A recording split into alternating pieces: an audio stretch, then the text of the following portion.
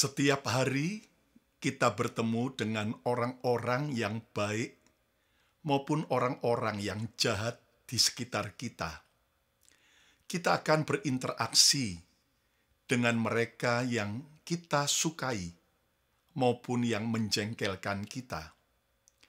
Akan ada orang-orang yang mudah untuk berelasi, berhubungan, bekerja sama dengan kita. Sementara ada orang-orang sulit yang selalu juga akan kita jumpai setiap hari.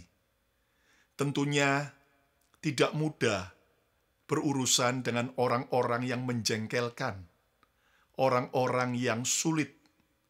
Kita mungkin sudah berusaha berbuat baik, melakukan apa yang benar, namun selalu mendapat respon yang kurang menyenangkan. Tentunya hal itu bisa membuat kita menjadi emosi, bahkan kepahitan, bahkan kita benci. Nah, Yesus mengajar buat kita, jika kita baik hanya dengan orang yang baik dengan kita, apakah upahnya? Bukankah orang-orang dunia juga bisa melakukannya? Justru sebagai anak-anak Tuhan, kita mendapatkan sebuah tantangan untuk bisa mengasihi bukan hanya mereka yang baik dengan kita, bukan orang yang hanya mudah untuk kita berhubungan atau bekerja sama, namun belajarlah untuk juga mengasihi mereka yang sulit, orang-orang sulit yang ada di sekitar kita. Percayalah bersama dengan kasih Tuhan, dan juga dengan ketekunan dan hikmat Tuhan, kita pasti akan bisa berhubungan baik dengan semua orang. Percayalah, Tuhan tidak tinggalkan kita sendiri. Tuhan tahu dan mengerti dan peduli akan keadaan kita, sehingga Tuhan sanggup dan mampu dan mau menolong saudara dan saya untuk tetap mengasihi mereka yang baik maupun orang-orang sulit yang ada di sekitar kita. Jika Anda setuju dan Anda percaya, ayo coba ketiklah, Tuhan memampukan saya mengasihi semua orang. Ayo coba ketik, Tuhan memampukan saya untuk mengasihi semua orang. Hari ini kita akan diberkati oleh Pastor Shirley Kusuma dengan kebenaran firman yang akan membawa sebuah kemajuan dan terobosan dalam hidup kita. Dan sebelum kita belajar akan firman Tuhan, mari kita merendahkan diri kita, datang kepada Tuhan melalui pujian dan penyembahan kita. Kita membutuhkan kasih dari sorga, memenuhi hidup kita, agar kita mampu mengasihi mereka yang baik maupun yang jahat dengan kita. Naikkan pujian saudara.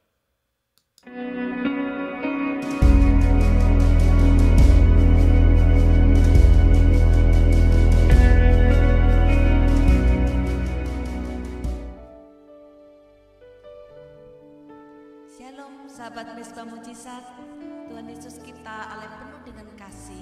Oleh sebab itu biarlah kita saling mengasihi dan hidup di dalam kasih. Haleluya.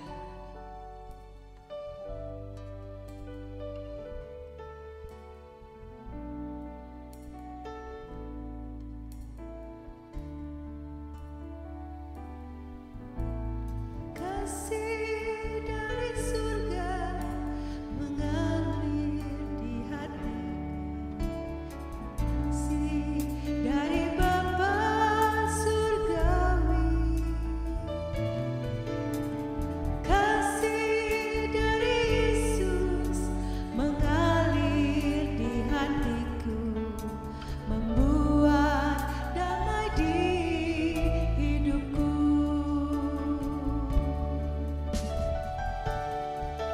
katakan bersama-sama mengalir. Mengalir kasih dari tempat tinggi, Mengalir kasih-Mu Tuhan dalam hidup kami. mengalir Dari takhta Allah Bapa memenuhi hidup kami.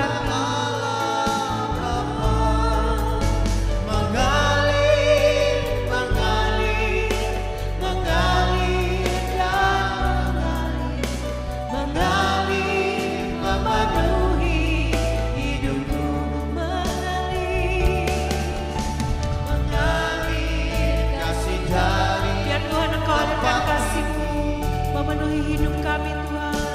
mengalir kasih dari tata Allah Bapa, Alirkan kasih-Mu Tuhan dari surga-Mu yang kudus menjamah setiap hidup kami Tuhan. mengalir memenuhi hidupku, Mengalir kasih, mengalir kasih dari tempat tinggi, kasih mengalir kasih dari tata Allah Bapa, mengalir alirkan kuasa-Mu dan kasih-Mu Tuhan. Haleluya. Mengalir kasih-Mu. mengalir kasih dari tempat tinggi, mengalir kasih dari tata Allah Bapa, mengalir Memenuhi hidup kami, memenuhi keberadaan kami Tuhan. mengalir memenuhi hidupku,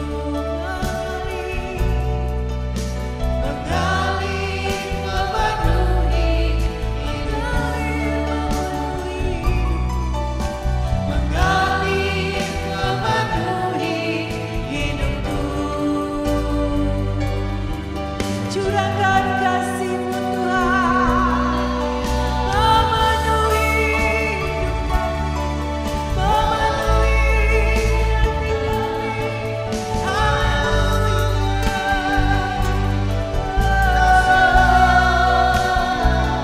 Kasih-Mu Tuhan, mencurah hati kami.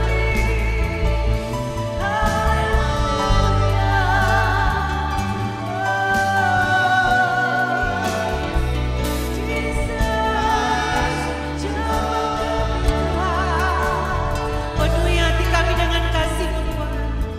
Curahkan kuasa.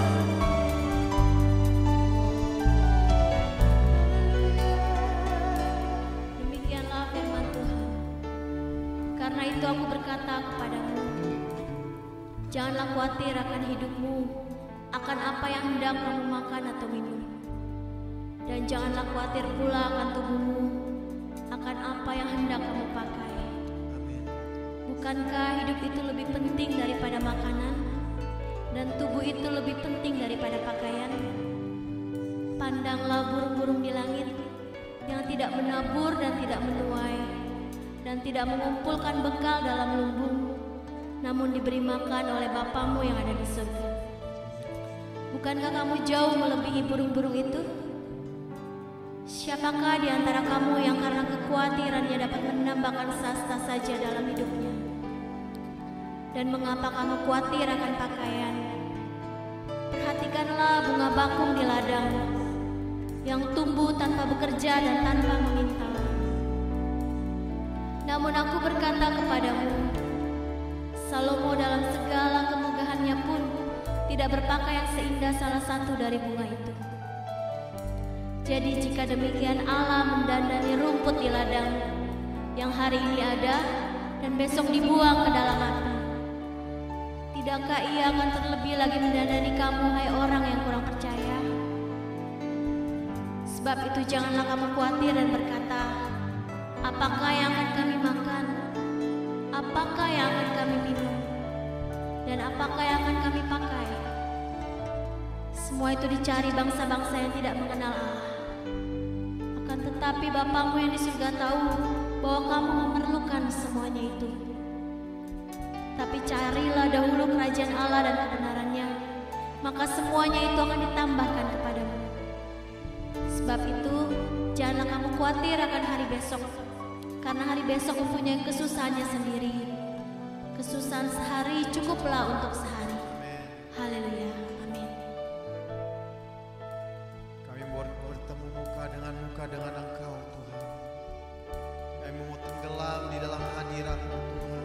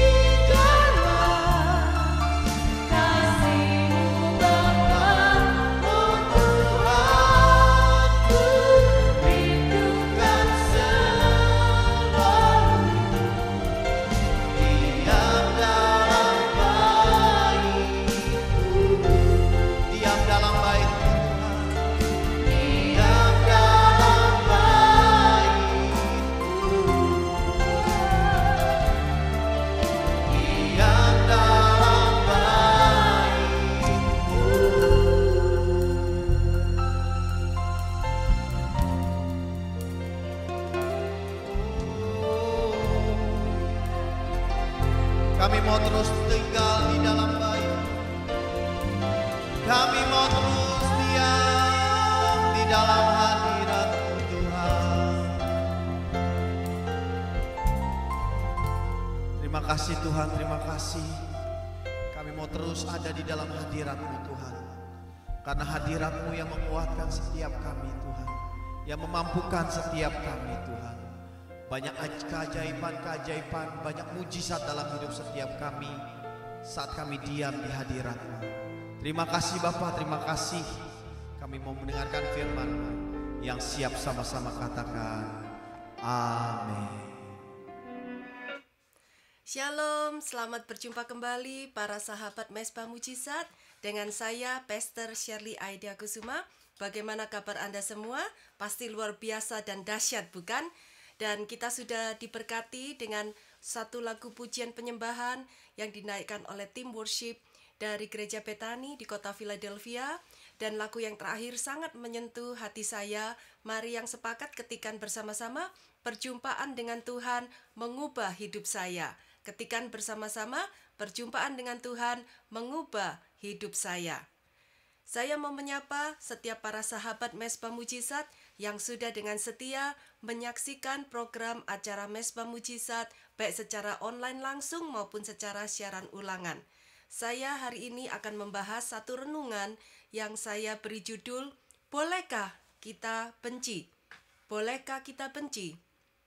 Kata benci, membenci, tidak suka atau hate seperti aku benci kamu, aku tidak suka sama kamu, I hate you, adalah kata-kata yang sangat tajam dan kata-kata yang sangat menyakitkan untuk didengar oleh telinga dan sungguh sangat menusuk di hati jika terucapkan ataupun terngiang di dalam benak kita, bukan? Pertanyaannya, apakah sebagai anak Tuhan kita boleh membenci? Sebagai anak Tuhan kita boleh tidak suka dengan orang? Sebagai anak Tuhan apakah kita boleh hate dengan orang lain? Mari kita lihat penjelasan di dalam Alkitab. Mari kita buka bersama-sama di dalam kitab Yudas pasal pertama ayat 23 dari terjemahan baru. Demikian bunyinya. Selamatkanlah mereka dengan jalan merampas mereka dari api. Tetapi tunjukkanlah belas kasihan yang disertai ketakutan kepada orang-orang lain juga. Dan bencilah pakaian mereka yang dicemarkan oleh keinginan-keinginan dosa. Lihat garis bawahi dan perhatikan kata bencilah pakaian mereka. Kita belajar bersama-sama hari ini bahwa akar kata bencilah di dalam Yudas 1 ayat 23 ini ternyata memiliki akar kata yang sama yang dipakai di dalam ayat Wahyu pasal yang kedua ayat yang ke-6. Dalam terjemahan baru Wahyu 2 ayat 6 bunyinya demikian. Tetapi ini yang ada padamu, yaitu engkau membenci segala perbuatan pengikut-pengikut Nikolaus yang juga ku benci. Perhatikan di sini ku bencinya, ku-nya huruf besar berarti Tuhan juga membenci segala perbuatan pengikut-pengikut Nikolaus. Dan satu ayat lagi saya akan tunjukkan kepada saudara memiliki akar kata benci yang sama dari kitab Yudas pasal pertama, yaitu dalam Wahyu pasal yang kedua ayat yang ke-15 dari terjemahan MLT atau Modified Indonesian Literal Translation. Demikian bunyinya, demikian pula engkau memiliki mereka yang memegang, engkau membenci mereka yang demikian pula engkau memiliki mereka yang memegang pengajaran Nikolaus yang aku benci. Aku di sini adalah Tuhan Yesus.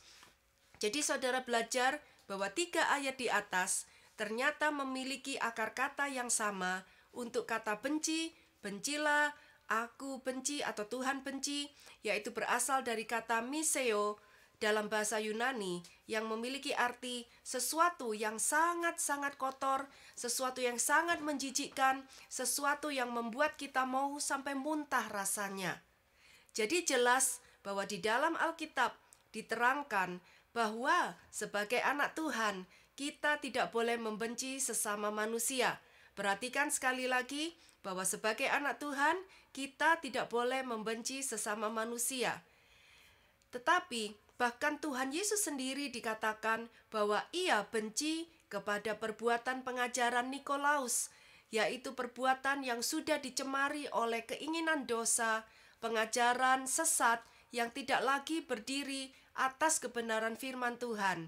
Dan Tuhan membenci pengajaran yang memasukkan pengajaran penyembahan kepada berhala di dalamnya. Jadi sekali lagi, Tuhan tidak menyukai bahwa kita membenci orangnya, tetapi Tuhan mau untuk kita membenci pengajaran yang tidak sesuai dengan firman Tuhan. Ketika Tuhan berkata, bencilah pakaian mereka yang dicemarkan oleh keinginan-keinginan dosa, maka yang dimaksudkan ialah bahwa kita tidak boleh punya toleransi sedikit pun dengan dosa sekecil apapun yang ada dalam hidup kita.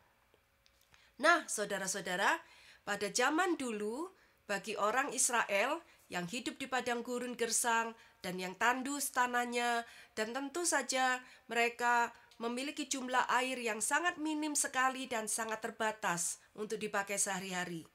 Maka tentu saja bangsa Israel harus menghemat sekali pemakaian air untuk hal-hal yang sangat penting saja.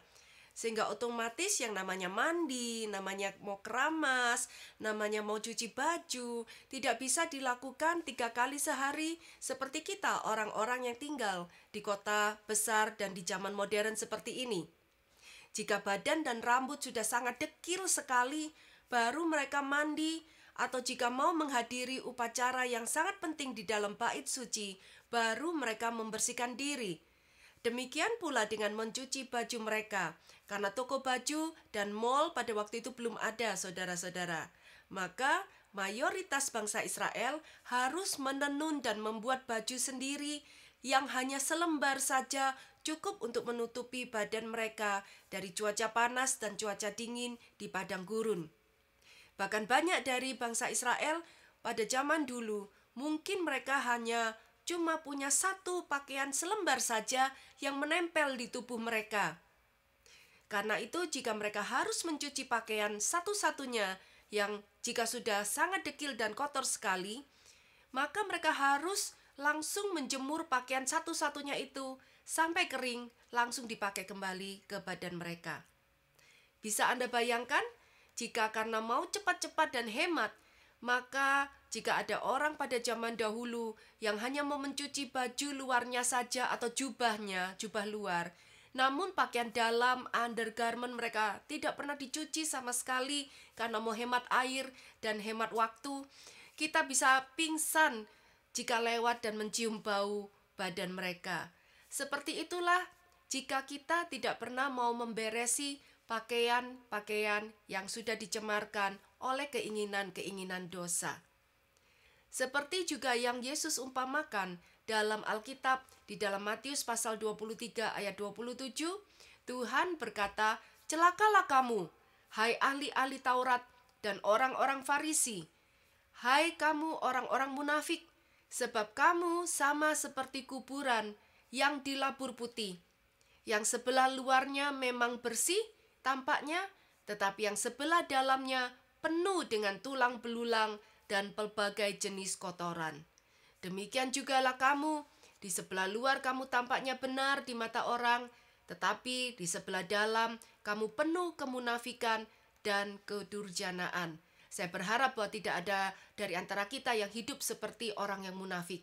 Mari yang setuju ketikan, "Aku tidak mau hidup seperti orang munafik."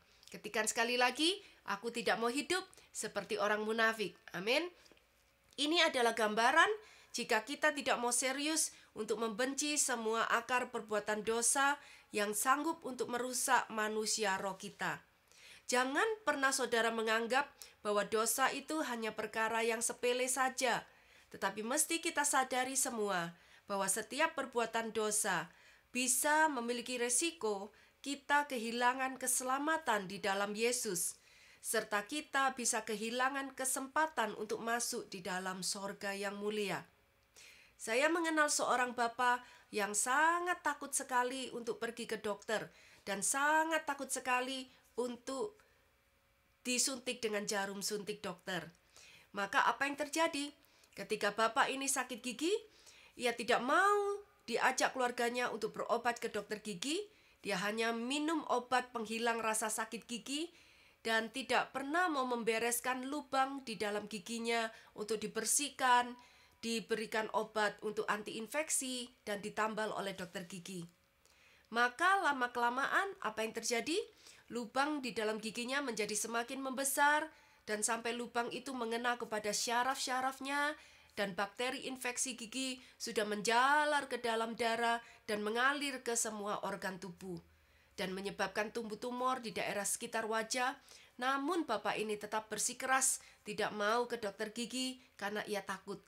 Dan ia hanya mengobati sendiri di permukaan gigi dengan obat-obatannya sendiri ramuan, sampai akhirnya bapak ini meninggal dunia karena tumor. Inilah contoh kisah jika kita tidak mau segera membereskan akar permasalahan dosa dengan mengakuinya di hadapan Yesus dan hidup dalam pertobatan, serta meninggalkan semua hidup dosa dan mulai hidup sesuai dengan kebenaran firman Tuhan. Mari yang sepakat, mari ketikan bersama-sama, "Saya mau hidup sesuai dengan firman Tuhan." Ketikan sekali lagi, "Saya mau hidup sesuai dengan kebenaran firman Tuhan. Jadi hari ini, jika engkau sudah mendengarkan firman-Nya, jangan keraskan hatimu. Minta pertolongan Roh Kudus untuk supaya saudara bisa menyadari setiap perbuatan-perbuatan dosa apa yang masih terus engkau simpan rapat-rapat dan masih engkau lakukan. Dan minta Roh Kudus untuk memimpin Anda bertobat dan mulai hidup yang baru bersama dengan Tuhan Yesus. Mari kita ucapkan doa ini bersama-sama. Kita tutup mata dan tirukan doa saya. Katakan, Tuhan Yesus, tolong buka mata rohaniku, supaya aku bisa melihat seperti yang Engkau lihat. Dan supaya aku jijik, aku muak, aku benci terhadap setiap perbuatan dosa di dalam hidupku ini. Aku sadar Tuhan, jika aku terus menganggap ini hanya sekedar kesalahan kecil atau kelemahan kecil saja, maka aku akan dengan mudah membiarkannya dan mentoleransi perbuatan dosa itu. Jadi, beri aku sekali lagi mata rohani seperti matamu sendiri Tuhan, untuk bisa melihat perbuatan-perbuatan dosa yang masih ada di dalam hidupku, dan beri keberanian untuk memutuskan dan berhenti dari setiap perbuatan dosa yang menyedihkan hati Tuhan. Aku sadar Tuhan akan setiap konsekuensi dan akibat dari setiap perbuatan dosa di dalam hidupku. Dan mulai hari ini, aku mau memberesinya sebelum dosa itu menjadi lebih besar dampaknya di dalam hidupku. Mulai hari ini, aku mau mengambil sebuah keputusan untuk meninggalkan semua perbuatan dosaku dan mau memulai hidup baru sesuai dengan kebenaran firman Tuhan bersama dengan Yesus Tuhan. Di dalam nama Tuhan Yesus, kami sudah berdoa. Yang sepakat sama-sama katakan, amin. Dan jika Anda sudah merasa diberkati dengan program acara Mezbah Mujizat ini, silakan Anda untuk subscribe, Anda untuk memberikan like, memberikan komen-komen yang positif, dan Anda bisa membagikan dengan men-sharekan program acara ini kepada setiap para sahabat, saudara, keluarga Anda, teman, dan siapapun juga yang memerlukan kesegaran rohani. Dan jangan lupa untuk selalu subscribe dan melihat di dalam YouTube channel Gereja Bethany Miracle Center.org setiap hari jam 7 malam waktu Indonesia atau jam 7 pagi waktu New York dan Amerika. Tuhan memberkati, sampai berjumpa di lain kesempatan.